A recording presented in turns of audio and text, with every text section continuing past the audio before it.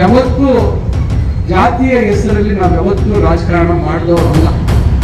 ನಾವು ಎಲ್ಲ ಜಾತಿ ವರ್ಗದ ಜನರು ಯಾರು ಇವತ್ತು ನಮ್ಮ ಜೊತೆ ರಾಜಕೀಯವಾಗಿ ನಮ್ಮ ಬೆಂಬಲವಾಗಿ ನಿಂತು ನಮ್ಮ ಜೊತೆ ಇದ್ದಾರೆ, ಅವರೆಲ್ಲರಿಗೂ ರಾಜಕಾರಣದಲ್ಲಿ ಅವಕಾಶ ಬಂದಾಗೆಲ್ಲ ನಾವು ಅಧಿಕಾರವನ್ನ ಕೊಟ್ಟಿರ್ತಕ್ಕಂಥ ಕೆಲಸವನ್ನು ನಾವು ಮಾಡಿದ್ದೇವೆ.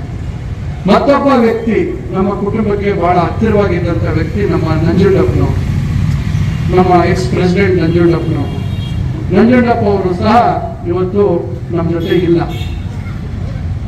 ಅವರು ಸಹ ಬಹಳಷ್ಟು ಎಂಥ ಸಂದರ್ಭದಲ್ಲೂ ಅವರು ನಮ್ಮನ್ನ ಬಿಟ್ಟು ಹೋಗಿಲ್ಲ.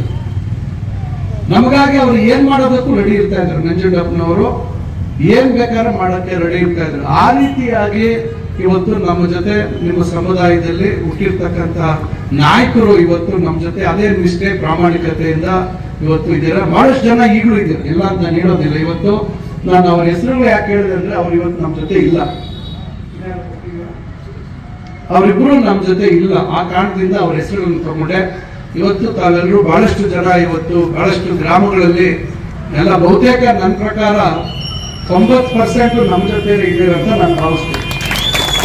90% ಸಿದ್ದರಾಮಯ್ಯ ಸಾಹೇಬರು ಕಾಂಗ್ರೆಸ್ ಅಲ್ಲಿ ಇರ್ಲಿ ಇಲ್ಲ ಜನತಾದಳದಲ್ಲಿ ಇರ್ಲಿ, ಆದ್ರೆ ಚಿಂತಾಮಣಿಯಲ್ಲಿ ಮಾತ್ರ ಆಲ್ಮತಸ್ಥರು ಕುರುಬ ಸಮುದಾಯದವರು ಅವತ್ತಿಂದಾನು ನಮ್ಮ ಜೊತೆಲೆ ಇರುವಂತದ್ದು ನಾವು ನೋಡಿರ್ತಕ್ಕಂಥ ವಿಚಾರ.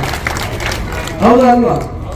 ಅದರಿಂದ ಇದು ಇವತ್ತಿನ ಸಂಬಂಧ ಅಲ್ಲ, ಇದು 70 ವರ್ಷಗಳಿಗಿಂತ ಹೆಚ್ಚಿನ ಸಂಬಂಧ.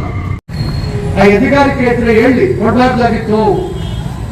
ನಾವು ಎಲ್ಲಾ ಜಾತಿ ವರ್ಗದವರಿಗೆ ಒಂದೇ ಕಡೆ ಕೊಟ್ಟಿದ್ದೀವಿ.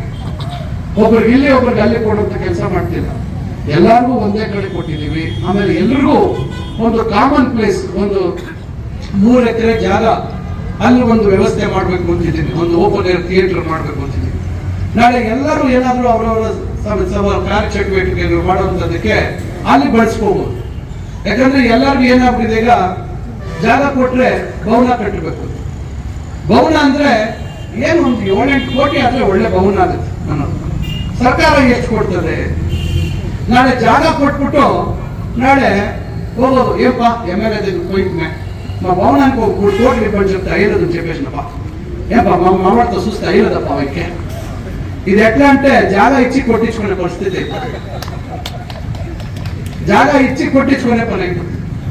ಅದಕ್ಕೆ ನಾನು ಹೇಳುವಂಥದ್ದು ಆ ರೀತಿ ಅಲ್ಲ. ಇವತ್ತು ನಾನೊಬ್ಬ ವಿದ್ಯಾವಂತ. ಏನಿವತ್ತು ನಮ್ಮ ಸಮುದಾಯಗಳು ಇವತ್ತು ಯಾರು ಅದನ್ನು ಅಳಿಸ್ಲಿಕ್ಕೆ ಸಾಧ್ಯ ಇಲ್ಲ. ಅವರ ಸಮುದಾಯ, ಅವರ ಜಾತಿ ಮತ್ತೊಂದರ ಬಗ್ಗೆ ಎಲ್ಲರಿಗೂ ಅಭಿಮಾನ ಇರ್ತದೆ. ಸುಮ್ಮನೆ ಭಾಷಣ ಮಾಡೋದ್ರಿಂದ ಯಾವುದು ಹೋಗೋದಿಲ್ಲ.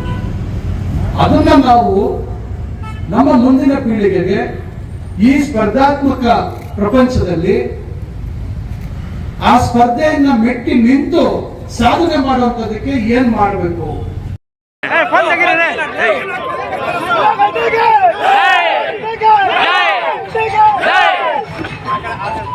ಇಲ್ಲಿ ನೋಡಿ ಎಲ್ಲರೂ